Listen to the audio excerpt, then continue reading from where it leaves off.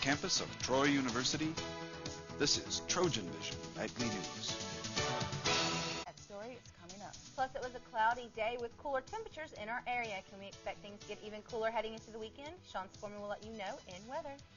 Rain has begun to fall here in the Troy area. Will it be over in the next few hours, or will it be an all-night washout? Stay tuned for weather. That's coming up right after this. And now Sean Sporman joins us with a look at weather.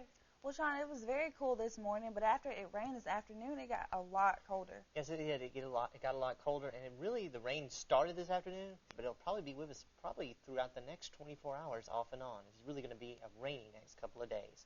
And we'll take a look outside right now, and you can see that the rain has slacked off somewhat. Earlier in the afternoon, it was coming down pretty hard here in Troy, but the clouds are still around. And don't think that the rain is over, because a lot more is yet to come.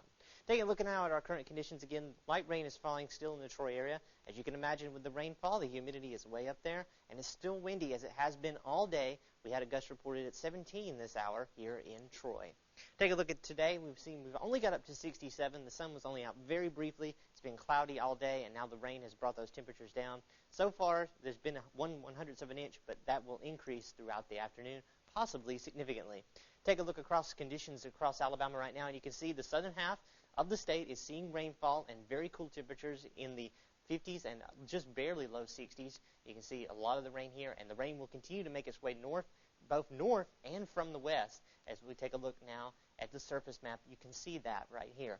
Again, this is associated with a cold front that's moving through. The best sector for the rain, the warm sector, is right here, but the rain is spilling over as it's pulling that deep moisture out of the Gulf.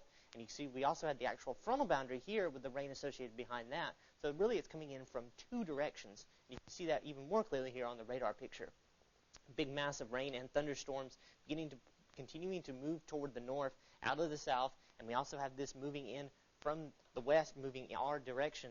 And really the good news is there are not a lot of chances for severe thunderstorms. The air is stable right now in most areas, and we can't completely rule out the chance of an isolated strong thunderstorm, but the risk of organized severe weather with this cold front is thankfully very insignificant. Now let's take a look across some of the cities in Alabama right now where Troy University has campuses. We'll start, of course, here in Troy, where the rain is fairly significant right now. That will continue to move off. You can see out toward the southeast down here in Goshen, it's beginning to slack off somewhat, but as you saw in the picture earlier, it's definitely very significant. Down here in Dothan, we have a lot of heavy rain, and it's been raining there quite significantly for the past couple of hours. Also in Montgomery, seeing some rain as well. You can see here a potentially heavy cell coming up I-65 as it makes its way toward downtown Montgomery.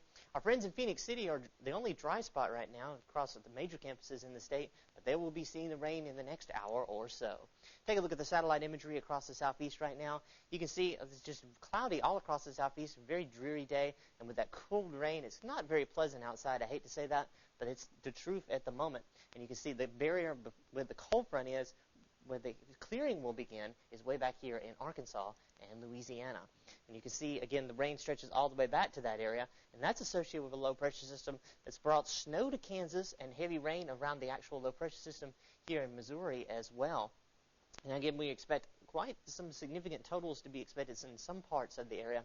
Some places could see in excess of an inch of rain, but definitely most areas will see rain. The chance is 90% for any one area in the state receiving rain.